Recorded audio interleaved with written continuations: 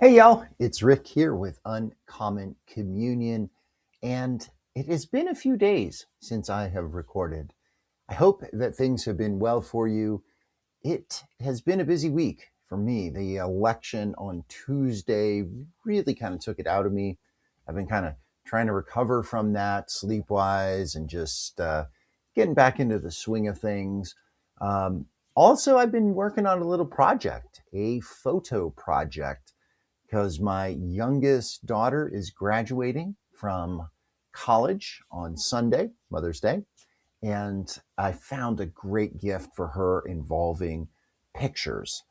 And I don't want to spoil it. Don't want to give it away in case she is watching this. And that's all I'll say. But I spent a bunch of time this evening going through some old photos of her and of the family I hadn't seen in a long, long time. And it was pretty cool to take a look at those. So let's begin as we always begin by recognizing, realizing, celebrating, affirming, and living from the truth that we are always and everywhere in the holy presence of the more and each other. So it has been a couple of days, so we have two Psalms to talk about. Before that, though, I would like to share with you what I wrote for my In Praise of today. And again, if you've been reading these posts, following these posts, you know that I am committing to writing 15 or so minutes each day to practice my writing, putting pen to paper, actually, because I think that's the best way for me to write. Love the feel of it, the sound of it, the smell of it, all of that. And then reading that, sharing that with you either in the photos that I share of my writing or in reading it to you. And today, you're going to get the opportunity to hear me read it to you. And just reach behind me over here. And I was wondering if you could see her, but I'm not going to mess with the camera. But my Pooch, Lucy, who I am praising today, she's just kind of below the camera, right over in that area, right over on the bed. So here goes. This is In Praise of Lucy. I paid special focus today to my friend, companion, and Pooch, Lucy. Unlike many workdays, I was home in the morning. As she's aged, Lucy turned 11 in March. She wants to be closer to me as much as possible. Friday morning, she contentedly slept in as I worked on my computer a few feet from the bed we share each night. In the afternoon, I took her to a senior visit at our vet. There was good news. She's in pretty good shape for an old dog, and also some bad news. It appears that she's blind in one eye and has limited vision in the other. And the jury is still out on what the blood and stool test will show in a few days. I feel grateful that it seems that she has a bit more time, years, hopefully, for us to be together. My heart is warmed by this, as I know that one day I will have to say goodbye to her. She is one of the most important parts of my life. Prior to when she came to live with us in the spring of 2020, I'd never had a dog in my then 50 years of life. My home growing up was too cluttered and chaotic to have a dog. My wife, who did have a dog while growing up, never had an interest in us having a pooch together, especially as we raised our children. There's an irony, as we received Lucy from a friend of my wife as our then junior in high school daughter. I should say this is the one graduating from college on Sunday.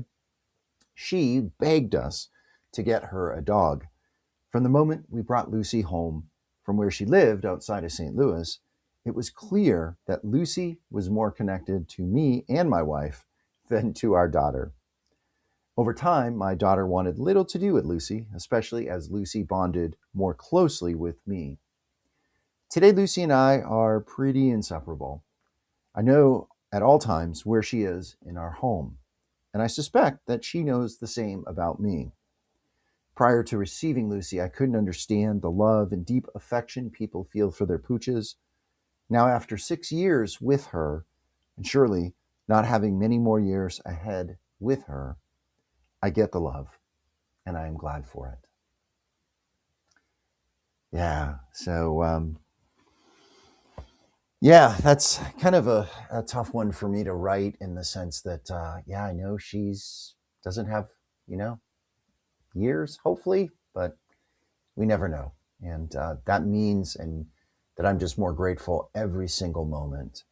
And when I am done with this in just a few minutes, I'm going to go over and give her a nice belly rub and take her out to do her evening pee. And then when it comes time for me to crawl into bed, we're going to snuggle in there together. So grateful for all of that.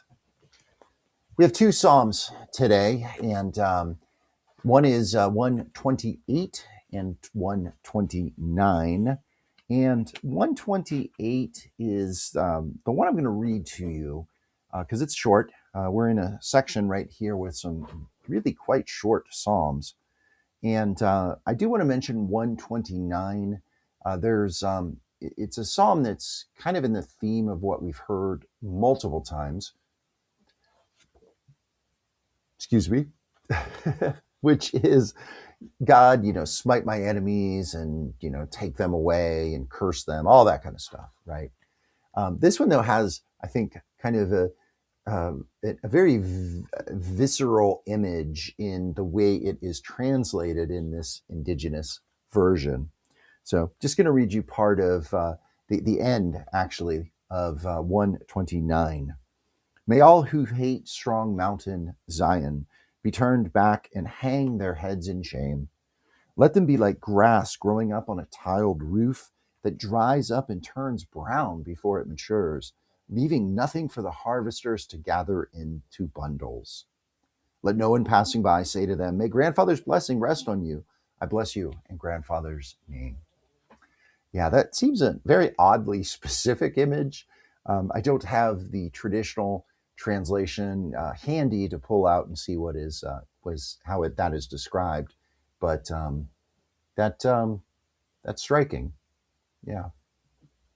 So, excuse me, 128 is the one I want to read to you because I really like it, and it also has some pretty interesting blessings. So not curses, but blessings.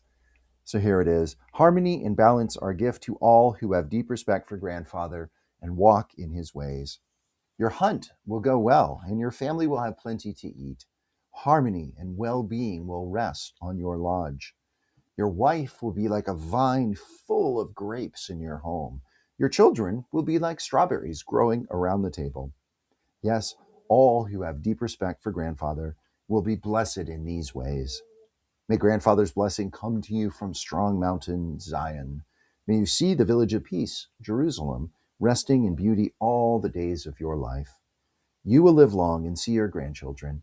May peace and well-being rest on the tribes of wrestles with Creator, Israel. Yeah, another great image. Your children will be like strawberries growing around the table. All right, there you go. All righty, y'all. I do appreciate your patience as I skip days like yesterday, today, or Friday. Just need some time. Been doing some really good reading lately. Some novels, which is nice and enjoyable. Sure. All right, let's end as we often do here with the Serenity Prayer. God grant us the serenity to accept the things we cannot change, the courage to change the things that we can, and the wisdom to know the difference. Thy will, O God, not ours, be done. All right, y'all. Blessing and good. Be bold, be well, hold fast, y'all.